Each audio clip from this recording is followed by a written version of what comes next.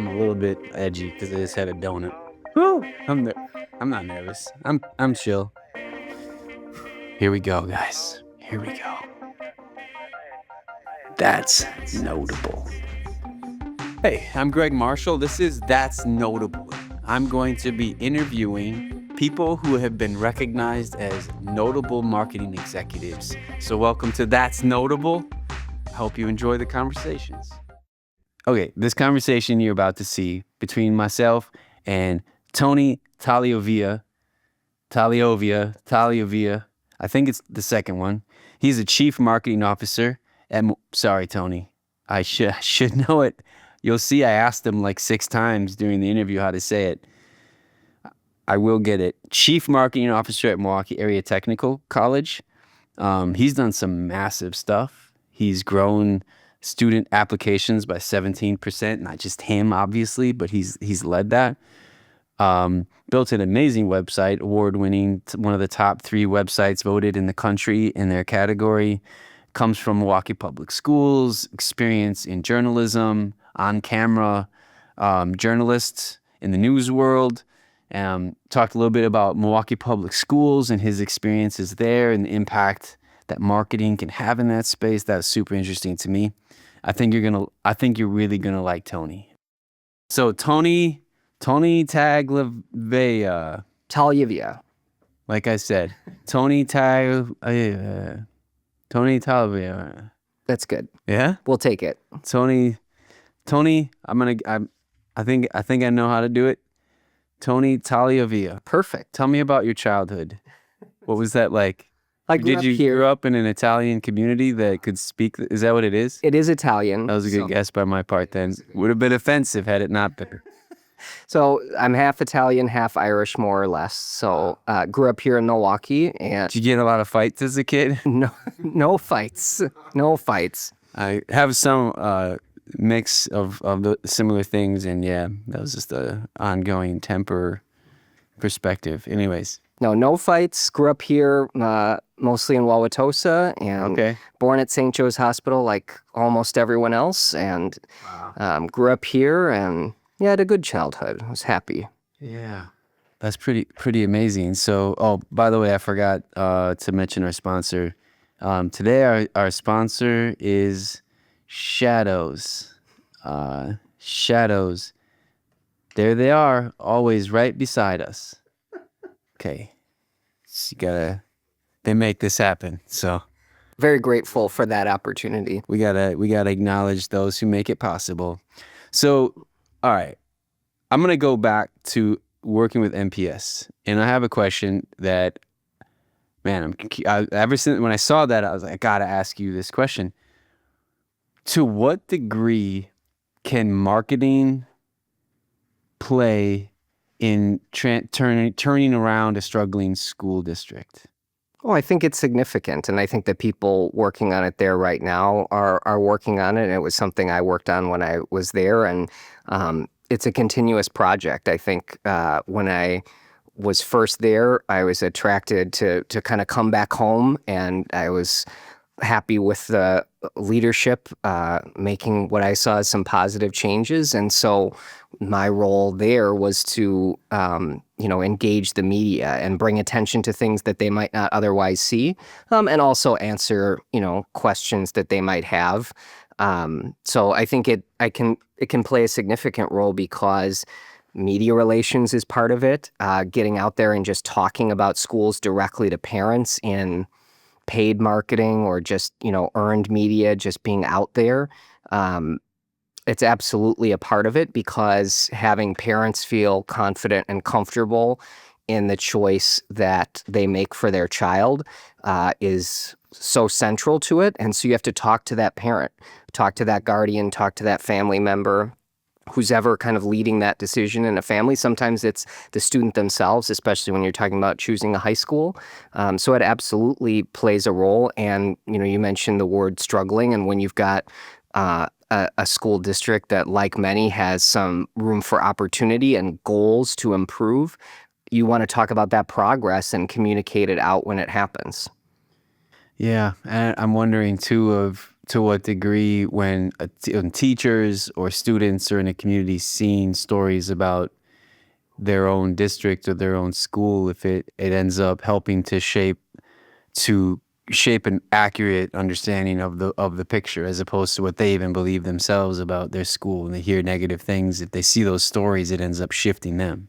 Oh, absolutely. It matters internally and externally, right? You want the students to see themselves in the stories of success. You want, just like you said, teachers, other support staff to see what's possible and the great things that your colleagues are doing. And it absolutely plays into morale. And that's not unique to a school district, right? That's any organization. You want to go out and tell the stories to build up people's understanding externally, but it also builds up a sense of pride for the people who choose to go to school there, go to work there, anything, choose to, buy products from someone. Yeah. So I'm thinking of my brother works at a company that manufactures products for babies and specifically diapers. And the brand team will come up with an idea. It should do this. And then my brother's job was related to making the equipment then do a thing that branding came up with an idea, like make it actually do this thing. And that was really hard to transition that. I'm wondering, in the MPS space, was there ever a situation where you had a recommendation for, like, this is what we're observing is possible in our story, but we need to embody it in this way, where then you end up speaking back to a culture or a system that needs to be put in place in order to actually make that promise externally? Did that ever happen? Yes, is the short answer, and mostly in the second role I had there. So after doing media relations for a while, I had a new role as a student recruitment specialist. And part of the job there was to look at data. We surveyed parents about what they want, and we looked at fairly basic things like what buildings or what schools are growing, what buildings have capacity to serve more students. And so in that way, and really fundamentally, that's a part of the broader marketing and communications umbrella. So you're looking at what can we see in data, what can we see in the market that talks to us about what we're offering to the community. So we use that data to look at things like a dual language Montessori school, and that school is in existence today at Riley School near about 4th and Lincoln. Mm-hmm. We used it to look at additional high school seats for International Baccalaureate. King and Reagan high schools at the time, and I would say still today, are among the most sought after schools for students in the district. And so we looked at how we can offer more seats. And so there's International Baccalaureate at Pulaski, also at McDowell Montessori School, which is K-12. So in that way, yes, looking at market data, research, talking to families, and then turning that around to have conversations about how we can do better to serve families. And it wasn't, one directional coming out of me or marketing. Some of it was coming from the school board. Some of it was coming from all kinds of places. But that's, in a sense, that is marketing getting involved in the product. Yeah. Helping to interpret data. And yeah, that's great. So you were actually a reporter, though, in Grand Rapids. What was the transition from being a reporter to all of a sudden you're in education? It's super common for reporters to go into media relations, so that part wasn't strange. And when I was making the shift, it was because I knew, at least as best as I could, the media relations part of the equation. That seemed like a good fit for me, rather than try and come in and running a whole communications operation. So, and I was passionate about education. I was covering education. That wasn't my... intending to come back here? Yeah. Okay. So I was from here. I remember going to a high school reunion and seeing a bunch of friends and classmates and thinking, I'd really just like to get back here. And so I started looking for opportunities, and pretty soon after, that opportunity came up. And so I went home and printed up a resume and brought it in person, and did, of course, the formal application and the interview process and everything. And so, but I had been covering education and passionate about education, so that was a natural fit. So were you an on-camera reporter? Yes. Did that help? Did that come in with some serious swagger of, like, look at me, I've just spent the last few months on television? Hopefully not the swagger part, but it helps in just being able to do a few things. One is take really complex things and try to make them simple to explain, which helps in reporting, but also in marketing, communications, media relations. So that's kind of a natural. I think that's part of why people doing that transition well. But then it's also, being confident and just kind of presenting that information. But it's still daunting to go from one side of the camera to another when you're the person receiving the questions, like right now. Yeah, yeah, yeah. And when you're on camera, you could be the one to say your name, so that it was. That's correct. So Educate everybody. that was an advantage of that. So journalism, you study journalism, you go into being a reporter, you come over to media relations, which is a pretty obvious connection, but then evolving into the stuff that you're doing now, I guess student recruitment, marketing in general, it is a shift. Like what parts of that shift were especially challenging or intimidating at the time? Like, where were your insecurities when you were like, okay, I'm moving into this world. I know I'm good at this stuff, but I got some blind spots. What were those initial blind spots? Yeah, right. Everyone feels imposter syndrome. That's why, it's named and called out. So I think I came in with the media relations piece. When I came to Milwaukee Area Technical College, I wasn't immediately working on student recruitment in the sense of, the going out there and talking directly to students, but obviously the marketing is related. But I came in with those skills. And so, working with the ad agency that we had at the time to just kind of really learn more about the digital marketing. I had certainly some work and exposure to that in Milwaukee Public Schools. I wasn't only doing media relations. So, but I think getting up to speed on the paid ads, the evolving world of targeted digital marketing, really learned a lot in a short period of time from my colleagues at the college and also from the agency. And I had been doing some supervision of various kinds, but coming in and really leading a team is always a learning experience, and probably one of the most, gratifying parts of the job is just helping talented people do their very best work and giving them the space to do it.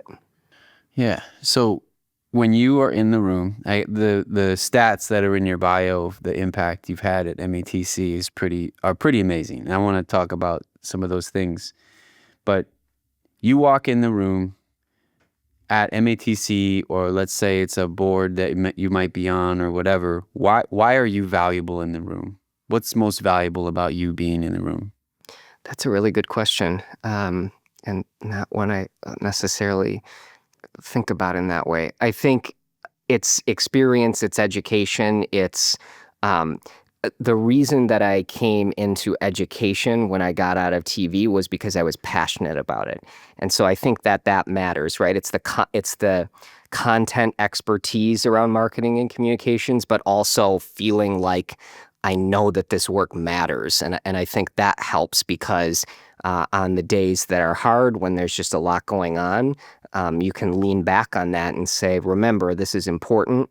This affects people's lives in a positive way, right? I often think about at Milwaukee Area Technical College, the power the organization has to the mission is about transforming lives, and that literally happens. And the team that I work with and I get to tell those stories and show that to people. And so when, there are times of stress or lots of things going on competing for your attention, hopefully the value I'm bringing is that passion about believing in the work that the organization, not what I'm doing, but what the actual instructors, support staff are doing to change lives. Yeah, I'm just getting a read for how you carry yourself and the energy that you bring into things. I'm just discerning it, and I'm on the spectrum of leaning on data, wanting data, versus kind of having a sense for where things are going intuitively. How do you zoom in and out of those? What's your relationship with that? Like, do you like to lean on data and just go with the data? Or do you zoom out and just trust your gut? Like, how do you relate to those two spectrums? I'm probably leaning more towards the data.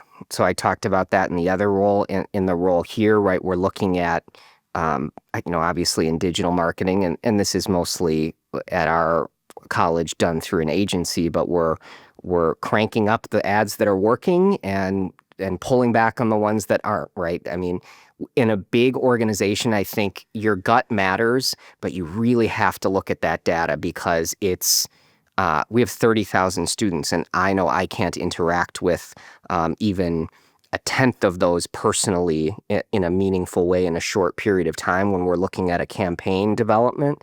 So I'm going to lean into what the data tell me about what students are engaged in, what's meaningful. But you also, I think, still take the data with a grain of salt, which doesn't mean you doubt it, but you think about where were our blind spots in gathering this, or just the data gathering period. What stories are the data not telling us because of those personal interactions, right? I mean, I am walking around campus talking to students, talking to prospective students. My wife's a school counselor, so she's a focus group of one, right? I know from those interactions what people are thinking about when it comes to choosing a college and how they think about MATC in particular. But you have to lean into the data. Otherwise, you're limiting your scope of understanding to just the people you've personally interacted with. Yeah, I just had coffee with a marketing person from one of the regional banks, and this person was saying that for the first time in 6 years, their data is showing a dip in awareness, and apparently like across the industry it's happening. And we were talking about like the different ways to interpret that data. Like you could look at it and say, I guess what we're doing isn't working, or you could look at it and say, we got to do more because there's other factors that are happening. When you see data like that that's negative or maybe surprising, how do you approach it? With an optimistic, or do you look at it like, oh, I guess that's not working, let's try something different? Like, you know what I mean? Like, what's the spirit of how you interpret that kind of information? I think it goes to that's maybe where that gut instinct comes back, and I probably react to it differently in different circumstances. Like a really concrete example, right? In the marketing world, Meta, Facebook, Instagram kind of changed how they counted conversions a couple years ago, right? So coming into a change like that, you know you're going to see a lower conversion rate, and so even if your conversion rate is like one of your big three data points, you're going to see it go down and you don't panic, right? Because you have the context and you know in your gut that something changed underlying that. But then if you've got something that surprises you, you do have to pause and look at it and say, what's going on here?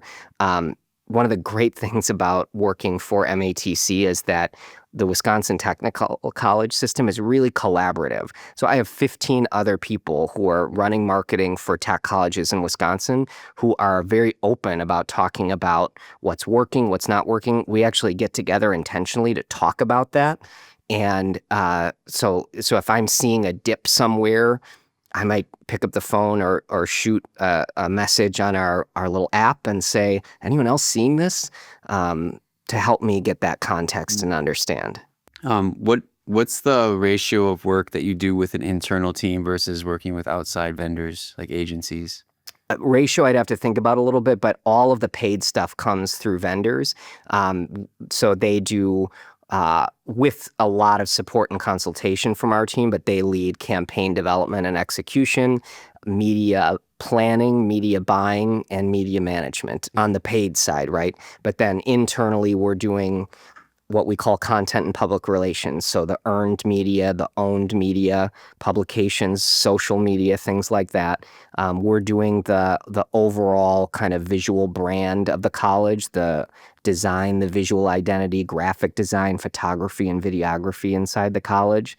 Do you ever use students for that stuff? Yeah, so it's really nice because at MATC, we have students in all these programs, right? We have students in social media, students in digital marketing, students in design, students in web design.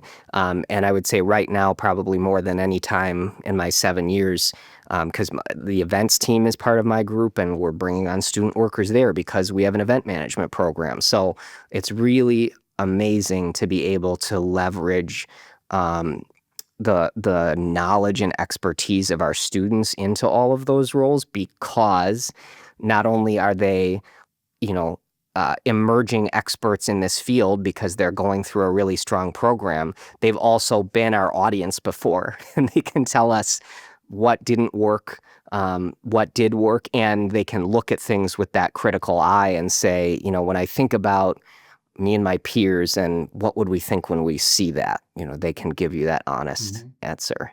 So you grew up Tulsa, you said, right? Yes, sir.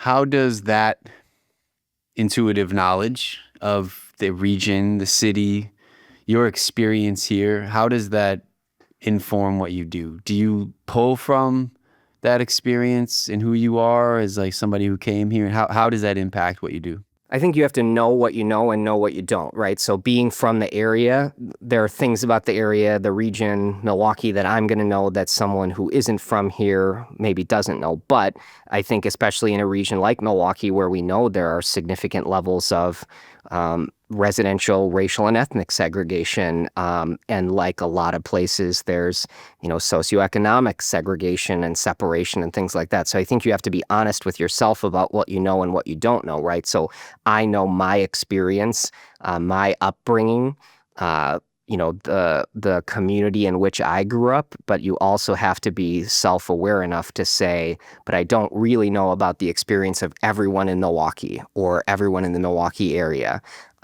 or even everyone who looks like me, because you don't know their lived experience. So I think it's an asset, but you have to be careful to make sure you don't read too much or take too much from it, because it's not it's not fully inclusive of everyone's experience. Yeah. So one of the stats that I saw was that you helped to drive a 17% increase in new student applications, which is pretty massive. And so what was the time period that number would be attached to, and what do you think worked? So it's just about a decade. So that's 9 years of data. That's just where our data dashboard can pull right now. Yeah. So that's kind of the reason for that time frame. But marketing's a part of it, but it's not all of it. So first I have to look at what happened in the landscape for those years. So Milwaukee Area Technical College was the first college in Wisconsin to have a free tuition promise program. That had a tremendous impact on applications, because students, school counselors, families, community members saw an unlocking of a door to college that wasn't there before. So I think that's a huge part of it. We've since expanded to an adult promise. We have other big scholarships. That is a huge driver. The college is also, looks at a continuous quality improvement model. So we're looking at the admissions process, how we can make it better. My colleagues there have done a lot of work. As I mentioned maybe a bit earlier, recruitment, the people who go out to high schools in the community and talk to prospective students, talk to counselors, talk to families. They're a part of my team, and they've done an incredible job of using data to set goals, right? What does the enrollment look like in this high school, and how many students are graduating, and how many students came to MATC? So how can we set a target for growth that's attainable? So that's a part of it. And then I do think the kind of more traditional marketing and communications also played a role. Strong paid ad campaigns, intentional work to do more storytelling. So we brought on a position called, part of their job title is literally storyteller, because there were so many amazing student stories coming at us, and we didn't have the capacity to tell nearly enough. And I know we could still do more, but putting someone in place whose pretty much entire job is to walk around campuses, talk to students, talk to instructors, have the phone line open, the email open, social media DMs open, to just what's going on that other people should know about in the college and outside of the college. Those kind of things make a huge impact. I mentioned the paid campaigns. I think, growing with the digital technology was a part of that. I think about, right, when we run ads, not just to bring students in, those application ads, but to help students actually get registered, right? And we've been able to get more sophisticated over time in how we make sure those get right to students. All that kind of stuff, even on the application side, we're able to just be better at finding students and sending a message that resonates with them, that has that emotional appeal, because we know that our college can unlock opportunity for students. One of the tools that you created, I don't know when you built it, but the website was voted one of the top 3 websites of technical schools in the country, something like that. Yeah. Yeah, so that's pretty massive. How did that come about? Was that the collaboration with an agency that brought that about, or the agency, or you guys had a vision for it that you had somebody execute? How did that happen? Yeah, it's a mix, like you said. So when I came in 2017, it was clear leadership at the college, my own team, we all recognized it was time for some improvement on the website, right? We have, research that tells us that's the number one thing students look at when they make a college decision, right? So it's not just an informational tool. It's not just a brand tool. It's the number one enrollment marketing tool we have. So we came in and said, we need to do something better, kind of mapped out a plan. And one thing we did is recognizing that connection between enrollment marketing and the website. So when we put out a request for proposals for an ad agency, we said we want one firm or a partnership that will be both for us, that will help build a new enrollment marketing campaign and help us redo the website. And so our web design coordinator, who's incredibly talented, worked with the agency on a whole top to bottom redesign. We brought in, tons of people in the college, students, employees, alumni, and we did it really in large part in tandem with building a new enrollment campaign, knowing that those two things are so tied together. So it was a lot of work. Were you committed to finding an agency that only worked with schools like yours, or an agency that worked with a variety of industries? It's a good question. We were open to both. Where we landed was an agency that worked exclusively in higher education, but that wasn't a parameter at the outset. What do you think made that win for you? I think when you've got an ad agency partner that knows your industry, your vertical, that's an asset. And so finding someone that in an increasingly sophisticated digital marketing world knew how digital marketing and what we in higher education call the enrollment funnel, like they knew both of those things and exactly how they interplay with one another, that's critical. And that continues to be something we look for. So tell me, what is the enrollment cliff, and how are you thinking about that? Sure. So the enrollment cliff is bottom line, ultimate decline in birth rates. As I understand it, it goes back to kind of the Great Recession and just a decline in people choosing to have children at that time. And so now here we are roughly 18 years later, kind of feeling the after effects of that in terms of fewer students graduating from high school. So across the country, colleges and universities are looking at this. How do we compete? For Milwaukee Area Technical College, 90% of our students are part-time working adults. But that also means about 10% of our students, give or take, are coming directly from high school.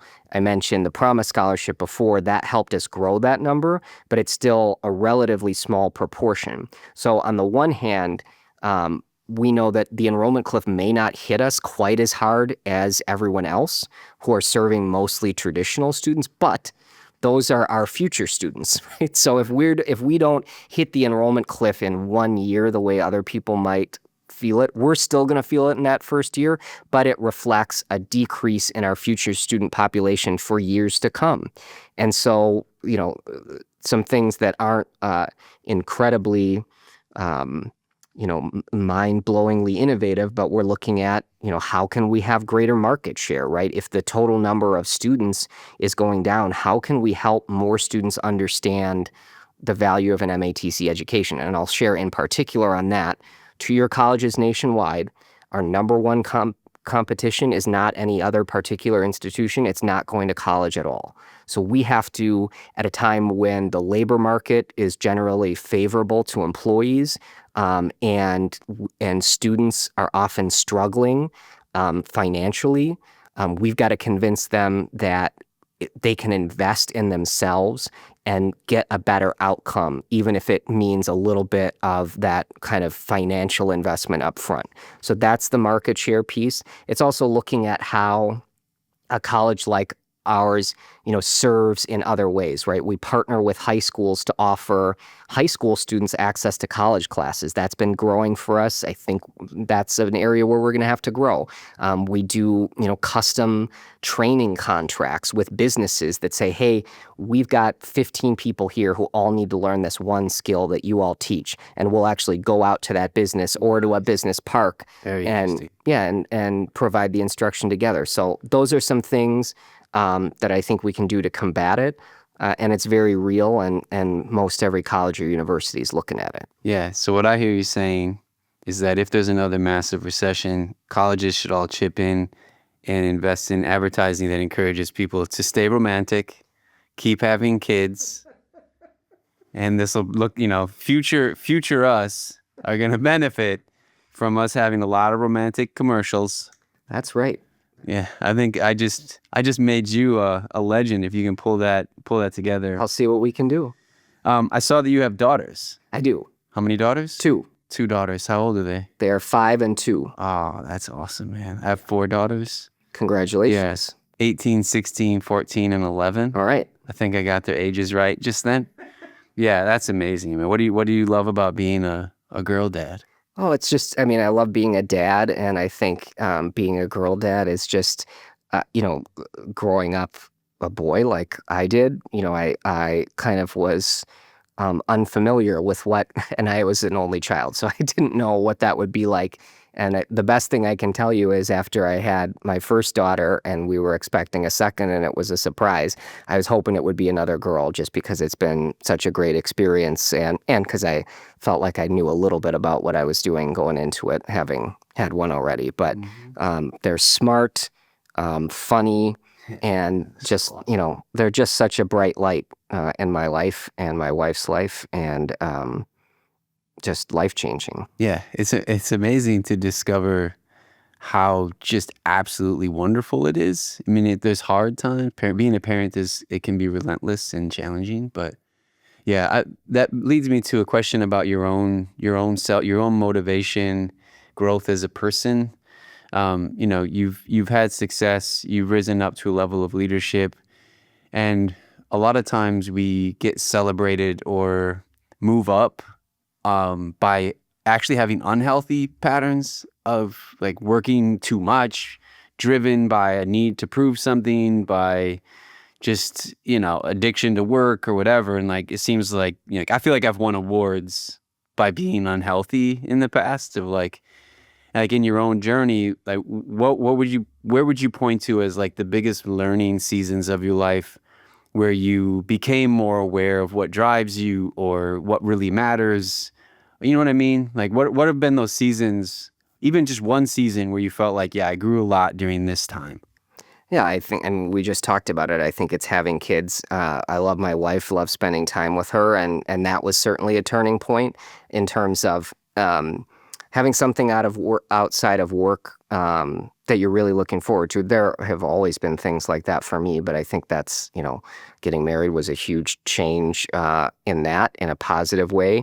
And then having kids is the same way. And so for me, it's really important to have the work-life balance. How long have you been married? Oh boy. Ish, we can go ish. I think it's 7 years. Okay. So I got married in 2017. Yes, so 7 years.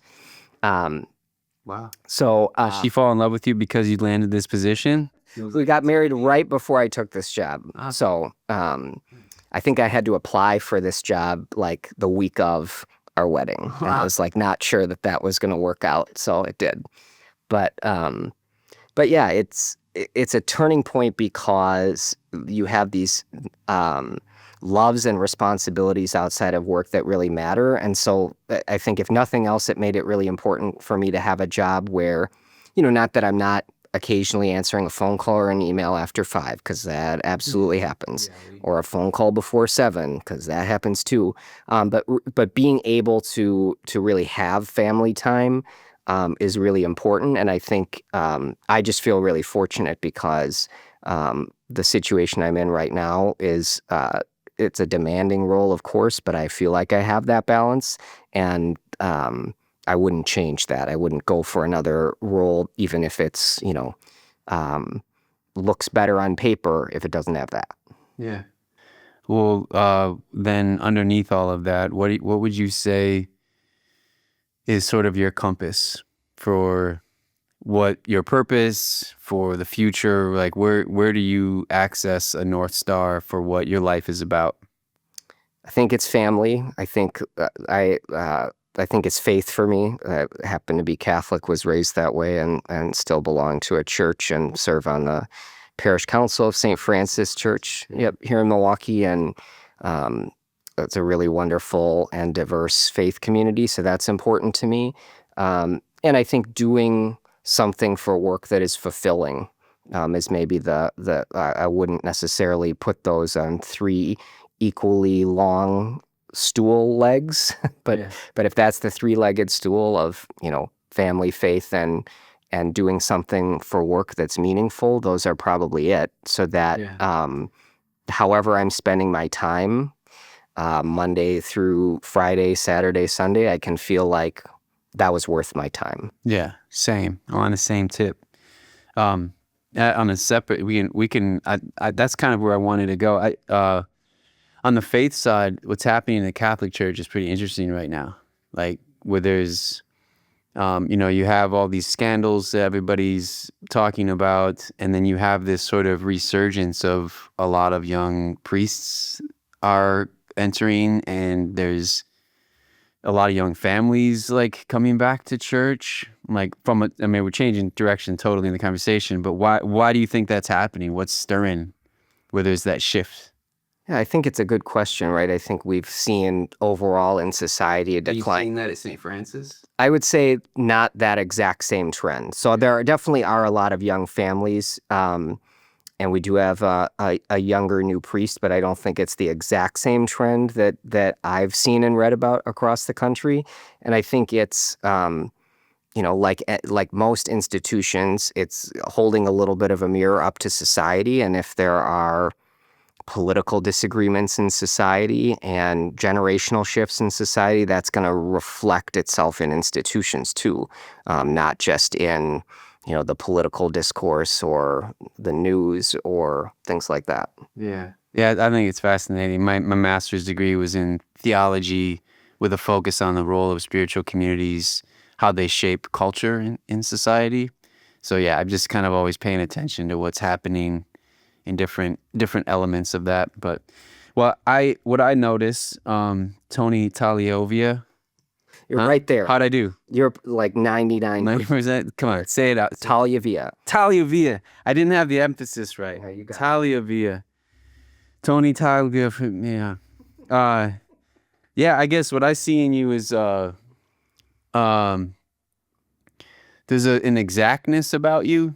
Like, you show up, like you said, the data side. There's data with heart. There's a passion there, a care for people. I can tell, like, you're the kind of person who, like, you come in, you want to get it done, you want to get it done right, but you're not losing yourself in the details so much that you stop caring about people. And I think, your role as a data-driven, solve the problem inside of an institution. I'm also sitting on the council of my church. Like, and there's like that spectrum of like the ability to zoom out, remember what really matters, and then go in and solve things very practically. I guess observing that about you, I think, is a notable thing. Well, that's awesome. I take that as a compliment. I think at first glance that sounds about right, and a good description. Yeah, well, we're cheering for you, man, with success of MATC here. It's a critical institution in our city and in our state. So keep it up, man. We appreciate it. The community support we receive is central to our everyday work, and it's great to see that continue to grow, and we want it to keep growing because I often reflect that a lot of the lists that Milwaukee finds itself on the wrong side of when it comes to outcomes and racial and equity gaps, Milwaukee Area Technical College can be and is a big part of the solution, and that's where we want to be. Yeah. All right. I agree. That's awesome. Thanks for hanging out with me. Just to end, I want to come back to our sponsor, Shadows. There they are, always right beside us. Okay. Thank you, Shadows. All right, man. Thank you, Tony, for joining us. Oh, my pleasure. It was a lot of fun. All right.